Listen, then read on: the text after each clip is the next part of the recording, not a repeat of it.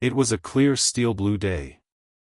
The firmaments of air and sea were hardly separable in that all-pervading azure, only, the pensive air was transparently pure and soft, with a woman's look, and the robust and manlike sea heaved with long, strong, lingering swells, as Samson's chest in his sleep. Hither, and thither, on high, glided the snow-white wings of small, unspeckled birds.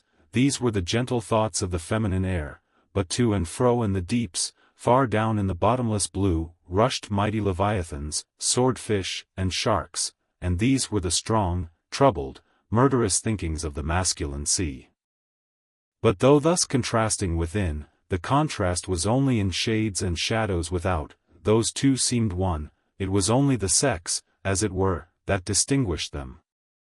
Aloft, like a royal czar and king, the sun seemed giving this gentle air to this bold and rolling sea, even as bride to groom.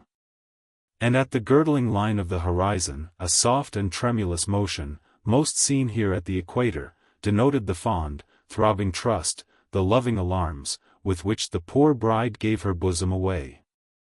Tied up and twisted, gnarled and knotted with wrinkles, haggardly firm and unyielding, his eyes glowing like coals, that still glow in the ashes of ruin, untottering Ahab stood forth in the clearness of the morn, lifting his splintered helmet of a brow to the fair girl's forehead of heaven. Oh, immortal infancy, and innocency of the azure!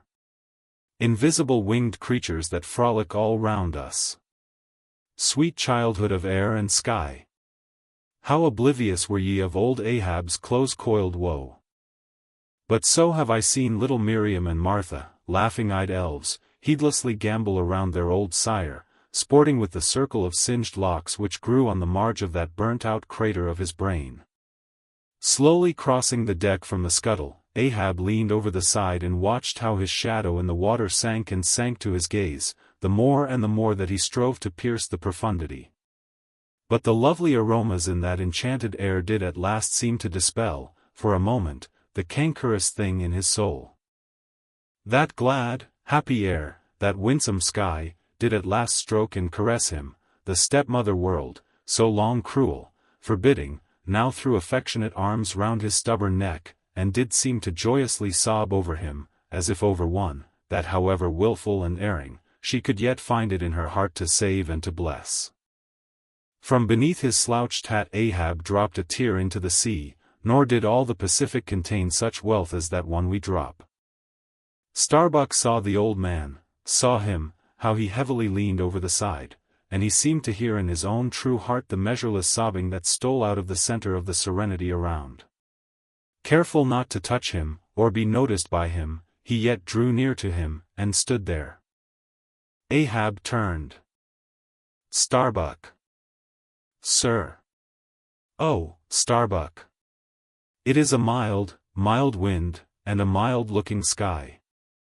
On such a day, very much such a sweetness as this, I struck my first whale, a boy harpooner of 18. 40 years ago. 40 years of continual whaling. 40 years of privation, and peril, and storm time. 40 years on the pitiless sea.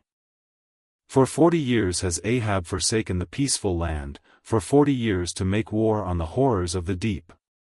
Aye, and yes, Starbuck, out of those 40 years I have not spent 3 ashore. When I think of this life I have led, the desolation of solitude it has been, the mass-owned, walled town of a captain's exclusiveness, which admits but small entrance to any sympathy from the green country without, oh, weariness, heaviness. Guinea Coast slavery of solitary command, when I think of all this, only half suspected, not so keenly known to me before, and how for 40 years I have fed upon dry salted fare, fit emblem of the dry nourishment of my soil, when the poorest landsman has had fresh fruit to his daily hand, and broken the world's fresh bread to my moldy crusts, away, whole oceans away, from that young girl-wife I wedded past 50, and sailed for Cape Horn the next day, leaving but one dent in my marriage pillow. Wife? Wife? Rather a widow with her husband alive. I widowed that poor girl when I married her, Starbuck, and then, the madness, the frenzy, the boiling blood and the smoking brow, with which, for 1,000 lowerings old Ahab has furiously, foamingly chased his prey, more a demon than a man, aye. What a 40 years fool, old fool, has old Ahab been. Why this strife of the chase? Why weary, and palsy the arm at the oar, and the iron, and the lance? How the richer or better is Ahab now? Behold! Oh, Starbuck! Is it not hard, that with this weary load I bear, one poor leg should have been snatched from under me? Here, brush this old hair aside, it blinds me, that I seem to weep. Locks so grey did never grow but from out some ashes.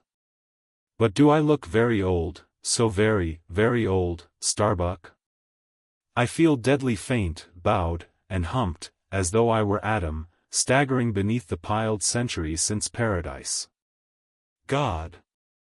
God! God, crack my heart, stave my brain, mockery. Mockery.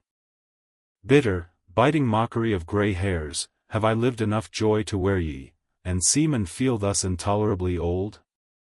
Close.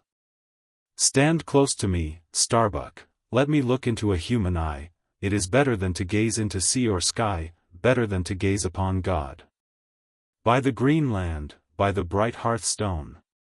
This is the magic glass, man, I see my wife and my child in thine eye.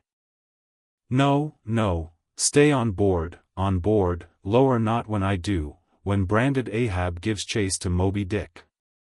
That hazard shall not be thine. No. Not with the far-away home I see in that eye. Oh, my captain! My captain! Noble soul! Grand old heart, after all! Why should any one give chase to that hated fish? Away with me! Let us fly these deadly waters. Let us home. Wife and child, too, are Starbuck's, wife and child of his brotherly, sisterly, playfellow youth, even as thine, sir, are the wife and child of thy loving, longing, paternal old age. Away! Let us away, this instant let me alter the course.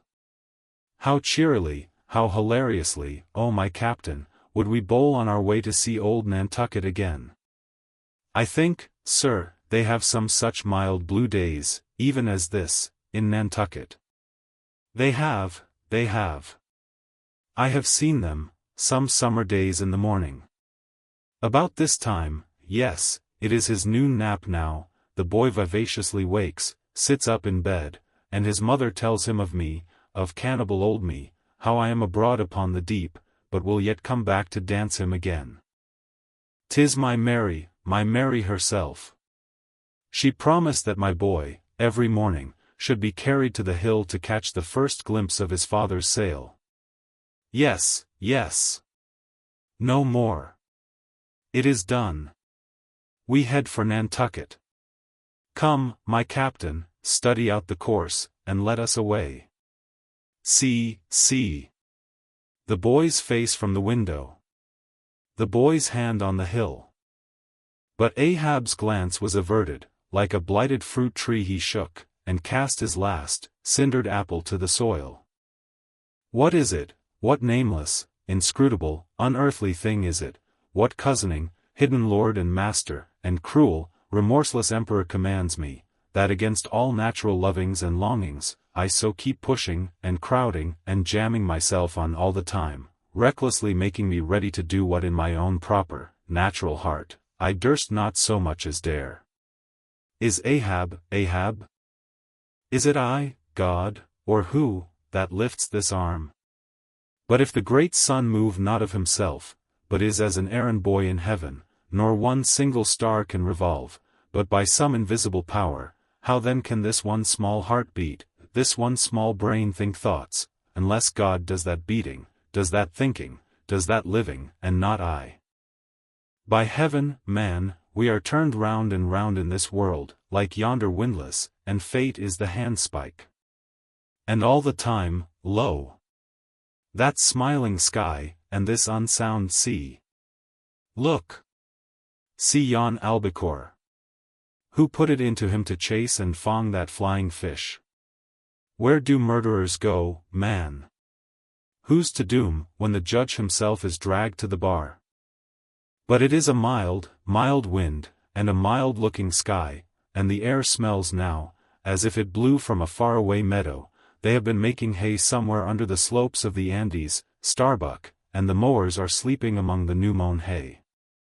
Sleeping? Aye, toil we how we may, we all sleep at last on the field.